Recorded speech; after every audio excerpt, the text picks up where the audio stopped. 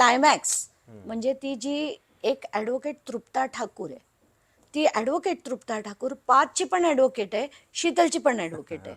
Okay, तिने मला व्हॉट्सॲपवर रागाच्या भारात तिने मला सगळे डिटेल पाठवले आणि डिटेल्स काय होते ते तर एकदम शॉकिंग.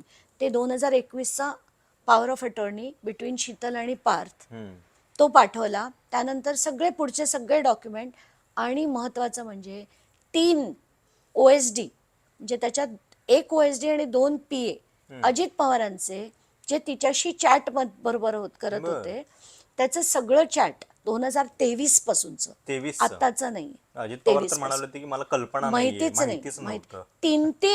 2 PA आणि 1 OSD त्यांचे सगळे चॅट पाठवले. ते सुद्धा मी जाऊन खारगे समितीला दिले. आणि 4th म्हणजे त्याच्यात 3 हे झाले आणि 4थं कलेक्टर स्टॅम्प्स. म्हणजे ही त्यांना जेव्हा ते ॲड्ज्युडिकेशनसाठी जातात ना तेव्हा हिने ती लिहिलं आहे की मी पेपर हे करते, तर ते म्हणाल तू एक काम कर PDF पाठव, बाकीचे पेपर फाईल तिथे सबमिट कर. तर तिने फाईल मी सबमिट केली म्हणून त्यांना कळवतं सगळं सगळं सगळं चॅट. आणि त्याच्यात ती त्यांना एक लोकेशन पाठवते आणि त्यांना बोलवून घेते. ते लोकेशन कोणाचं असेल? पार्थ पवारच्या घराचं, जिथे कलेक्टर स्टॅम्प्सला बोलवलं जातंय.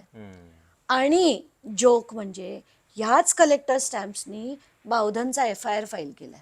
बापरे, काय लिंक आहे सगळ्या ह्याच्या? नाही म्हणजे हे स्वतः अक्युज्ड आहेत खरं तर. कारण तुम्ही घडवून आणलंय हे सगळं, तुम्ही घडवून आणलेलं आहे आणि आज फक्त IGRने तुम्हाला सांगितलं म्हणून तुम्ही FIR फाईल करताय. आणि काय होणार आहे, काय चौकशी, काय त्यातून निष्पन्न होणार आहे?